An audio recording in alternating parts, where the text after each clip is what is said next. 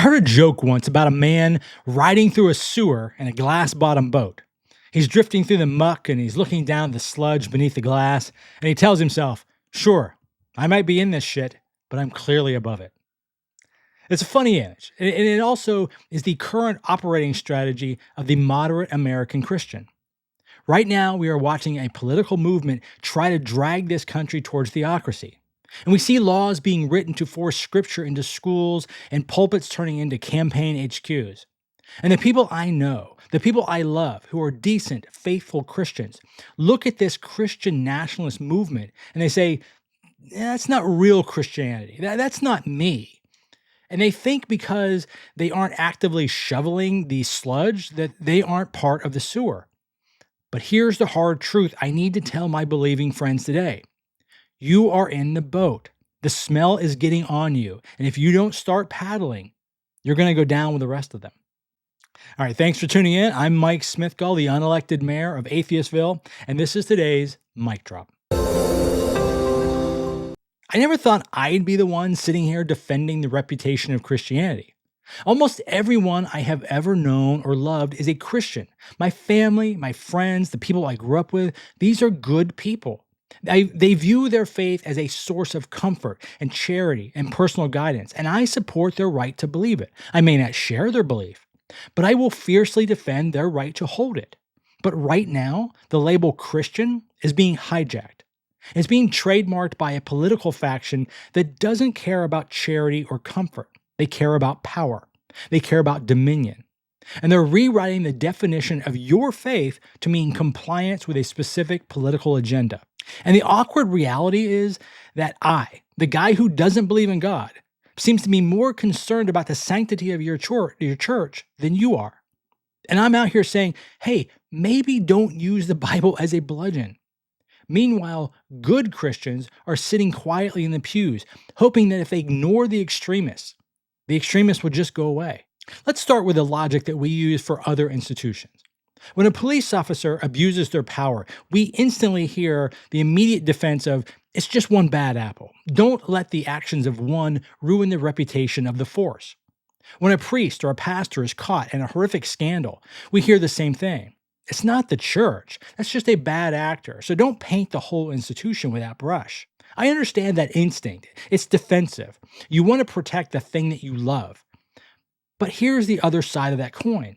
If the good cops and the good Christians do not mount a vigorous, loud, and public effort to oust those bad actors, you're telling them that their actions are okay.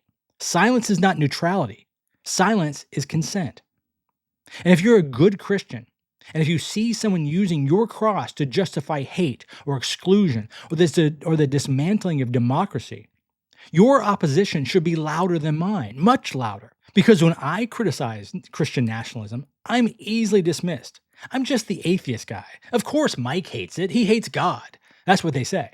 But you have credibility. You have standing. And if you stood up and said, no, this is not what my faith stands for, people would have to listen. But right now, the silence from the moderate pews is deafening. Let's go back to that glass-bottom boat. I think many moderate Christians feel that if they engage with Christian nationalists, if they get down in the mud to fight them, then they will dirty themselves. They feel that standing up to the bad actors somehow muddies their own testimony. They prefer the high road. But the high road doesn't exist in a sewer. By refusing to separate yourselves, you are allowing the public to group you together.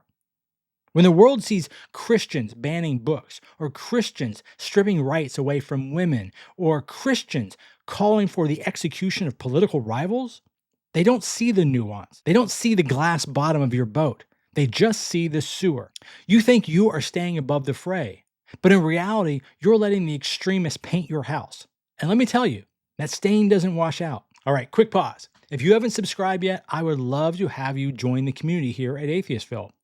We continue to grow, and we are building a space for honest conversation about faith, about doubt, about reason. And subscribing is absolutely free, and it helps more people find conversations and discussions just like this, and it keeps the project growing.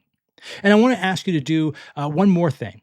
leave a comment. I read every single one of your comments, whether we agree or disagree. I will absolutely answer you respectfully because I do value that open dialogue. And your comments don't just help shape the conversation, they also show the algorithm that this is a community worth exploring and worth recommending. And reach back to your believer days and become an evangelist for the show. Tell someone else about the show if you think that they may like it, or use this something in the show as a way to get the discussion going. It really helps, and it creates situations where we can get back to conversation and not shouting matches. Okay, let's get back to it. Now, I'm not a theologian, but I've read the book, and it seems to me that there's a massive disconnect between the Christianity of the nationalist and the Christianity of the Gospels. Christian nationalism is a theology of power. It's about seizing the levers of government to force others to live by your rules. And it's insecure. It requires laws to validate it. The Christianity my friends believe in, the one that I respect, even if I don't share it, is a theology of grace and is voluntary. You don't need a Senate vote to be valid. When you allow the nationalists to speak for you, you're trading grace for power. And historically speaking, whenever the church has grasped for political power, it has lost their moral authority every single time. By fighting against Christian nationalism, I'm actually fighting for the purity of your church.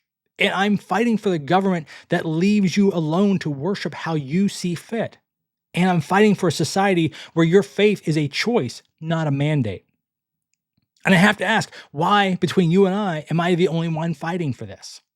So this is my challenge to the good Christians watching this. Stop riding in the glass bottom boat. Smash the glass. Get out of that boat. You need to be the ones that say no when a politician says they are running to restore Christian values by hurting immigrants or women or gay kids. You need to be the ones that say this is not Christian when a law is proposed to force prayer in school. You need to be the ones that say faith must be free, not forced. It's not enough to be privately good while your institution is being publicly corrupted. You can't claim the institution is good if you refuse to take out the trash. And right now, the trash, unfortunately, is piling up, and it's blocking the exit, and it's stinking up the entire place. I don't want to see the people I love lumped in with the people who hate. I don't want to see the faith that gives my mother comfort used as a weapon to hurt my neighbors. But I can't save your reputation for you. You have to do that yourself. You have to decide if you want to be the captain of the boat or just another piece of debris floating in the current. All right, so that's my 2 cents, unblessed and unfiltered, as always. Agree or disagree, that's what I got for you today. I'm Mike Smithgall. Thanks for tuning in, and I'll catch you on the next one. Hey, I really hope you enjoyed today's show. Before you go, make sure you like and subscribe to the show and tell a friend. It really helps us grow. If you'd like more great content from us, be sure to check us out right here on YouTube. You can also find us wherever you get your podcasts and check out our blog at atheistville.com. Until we talk again, remember reason and compassion go a very long way.